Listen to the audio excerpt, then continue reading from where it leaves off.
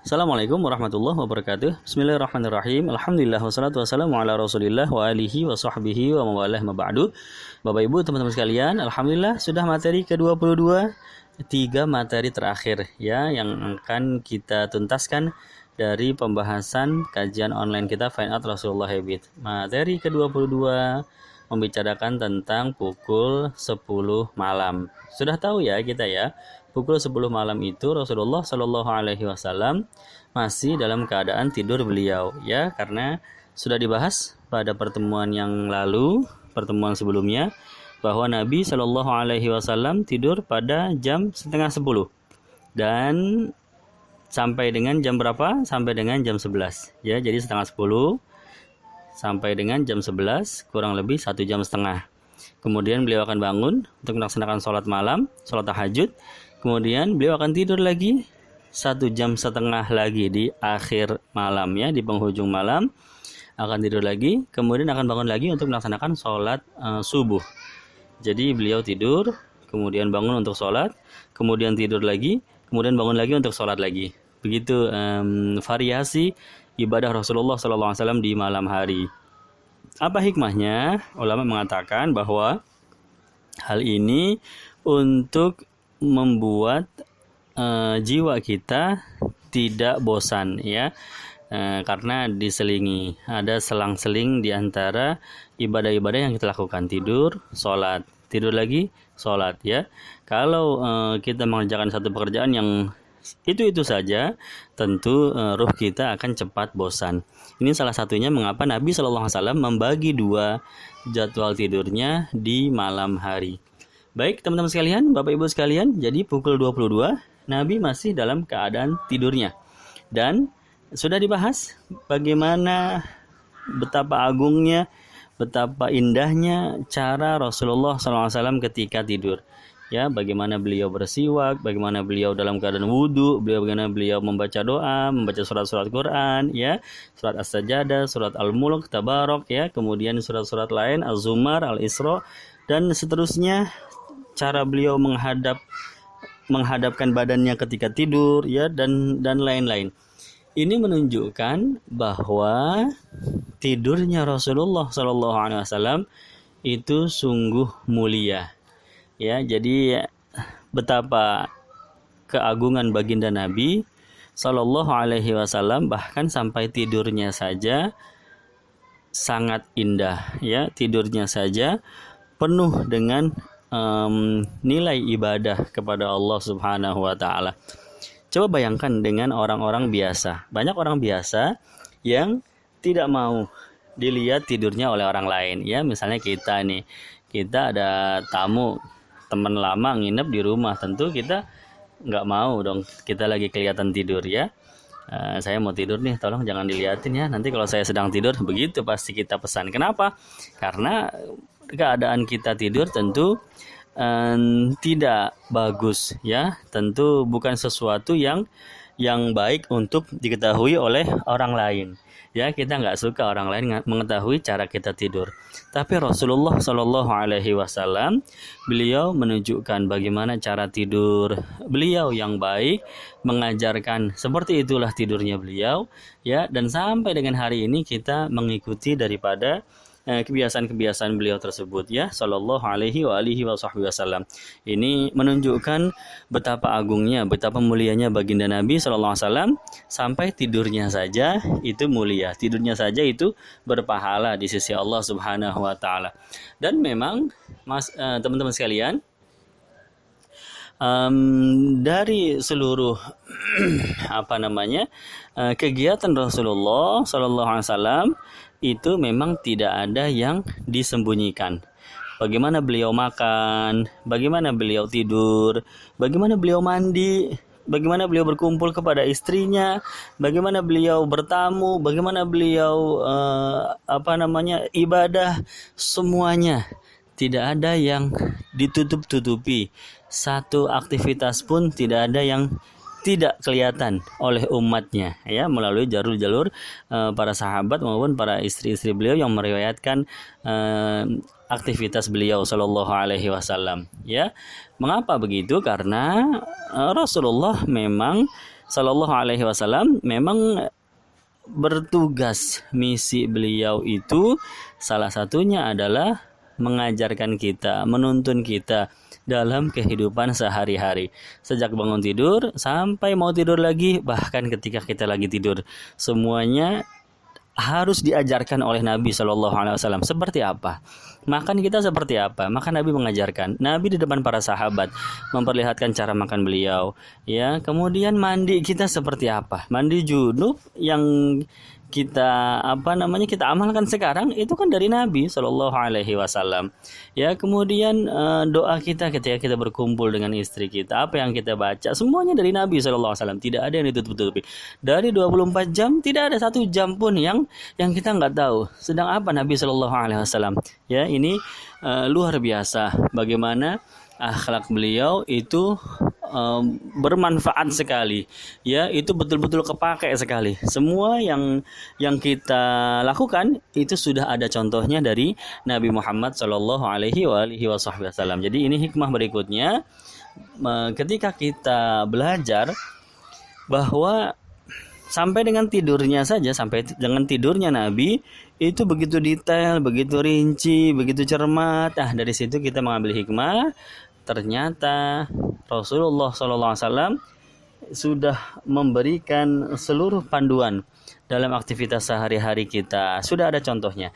Tidak ada yang dirahasiakan sekali dari rutinitas Nabi selama 24 jam. Semuanya terbuka. Semuanya boleh kita lihat, boleh kita pelajari, dan tentu saja untuk kita praktekkan. Ya, ini hikmah berikutnya ketika kita mempelajari cara tidurnya baginda Nabi Shallallahu Alaihi Wasallam. Kemudian berikutnya, teman-teman sekalian yang dirahmati Allah, tidurnya Nabi itu kan 3 jam ya rata-rata. Tidurnya kita orang biasa 6 jam, 7 jam ya sampai dengan 8 jam. Ketika Nabi Shallallahu Alaihi Wasallam mengajarkan aneka macam rukun bagi orang yang hendak beranjak tidur, aneka macam sunnah ketika kita ingin menuju kepada pembaringan, itu untuk memberikan nilai pahala ketika kita sedang tidur. Jadi Rasulullah Shallallahu Alaihi Wasallam mengajarkan sunnah-sunnah seperti itu agar ketika kita mengerjakannya kita dapat pahala saat kita tidur, ya. Jadi bayangkan, ibadah yang paling lama dalam sehari semalam ternyata ibadah tidur, dengan syarat tidur kita bernilai ibadah. Kenapa? Kita lama ibadah tidur kita, bisa sampai 6 jam, bisa sampai 5 jam, ya lama, berjam-jam. Ya, kita baca Quran paling setengah jam atau 1 jam. Ya, kita sholat itu total 1 hari 1 malam paling 1 jam. Ya, kita apalagi ibadah yang lain-lain. Ya, duduk di majelis ta'lim paling 2 jam. Ya, kajian, mengikuti pengajian. Ya, sehari semalam tidur kita yang paling lama bisa sampai 6 jam. Sayang sekali kalau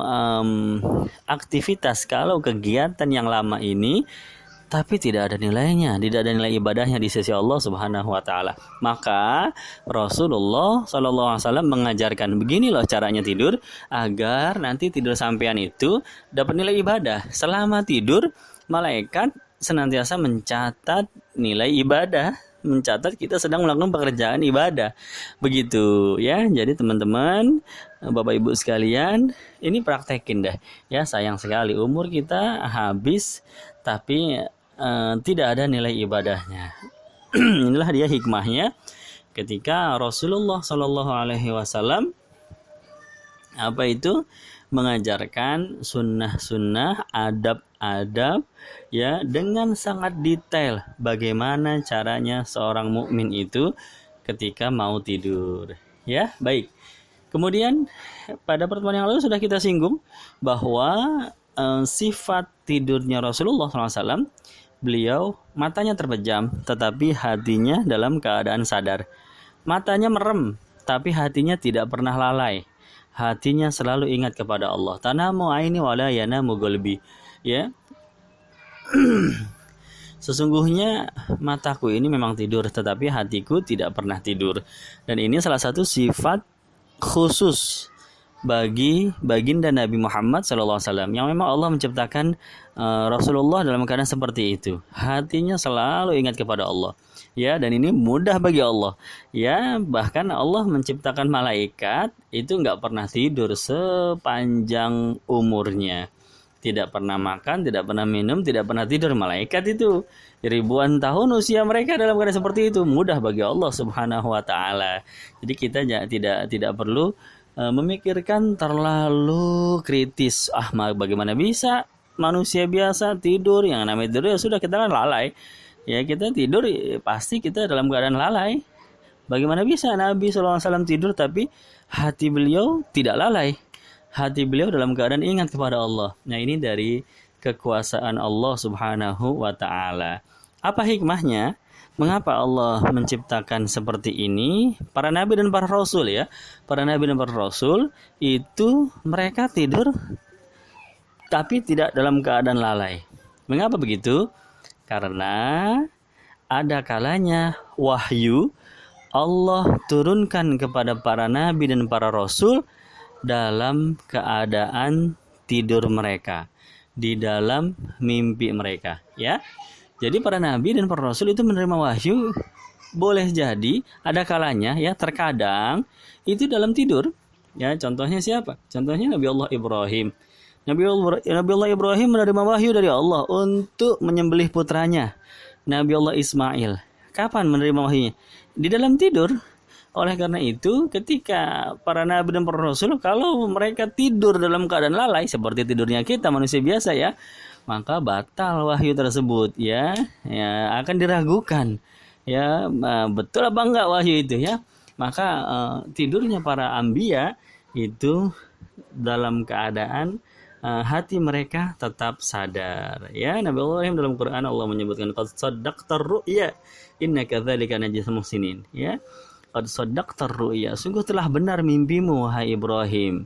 Ya, mimpi Nabi Allah Ibrahim pada waktu itu adalah wahyu dari Allah Subhanahu wa taala. Begitu ya. Sayyidina Abdullah bin Abbas mengatakan ru'yal anbiya wahyu.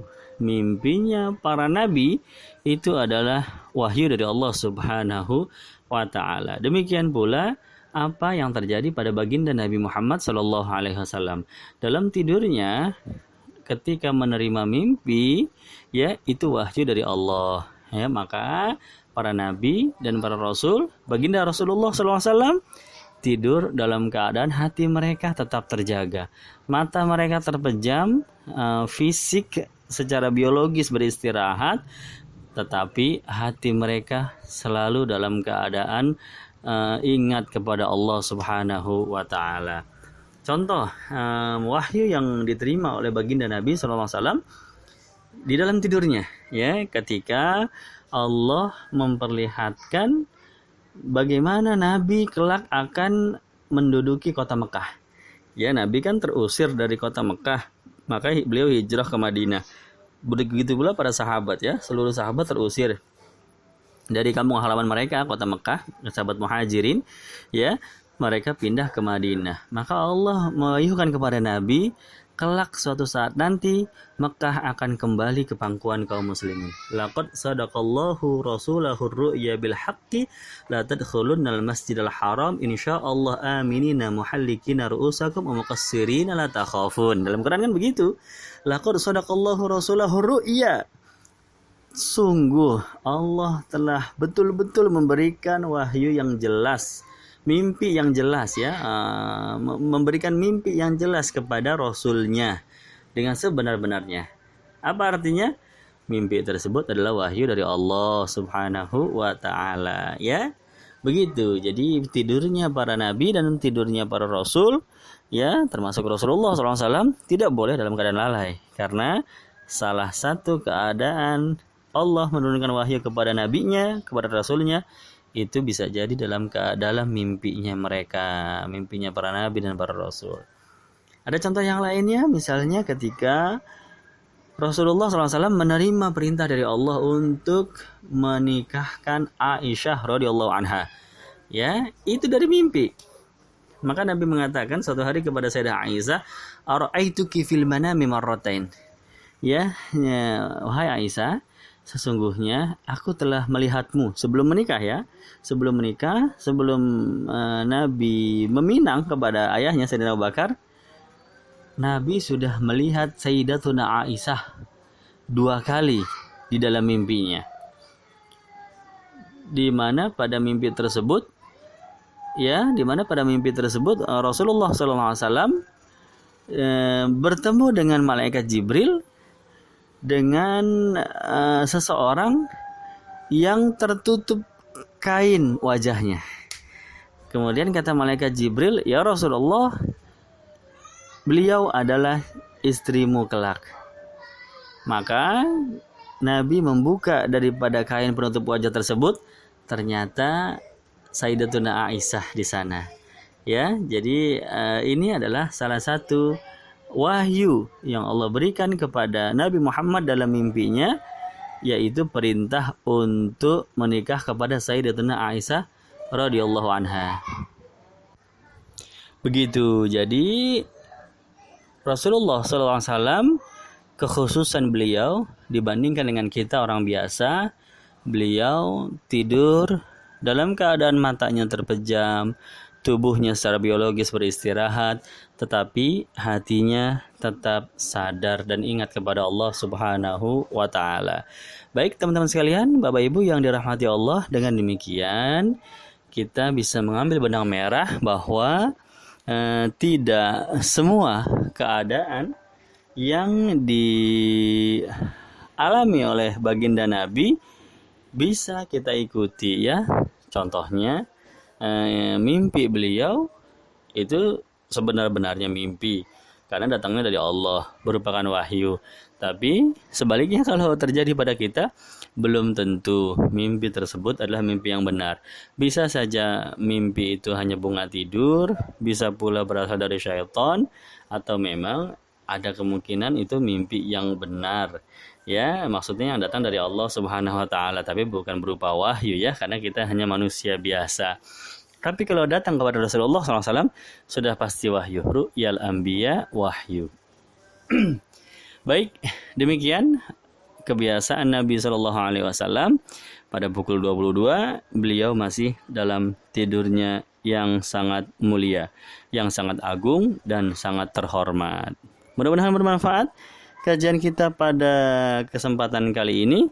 Billahi taufiq wal hidayah. Wassalamualaikum warahmatullahi wabarakatuh.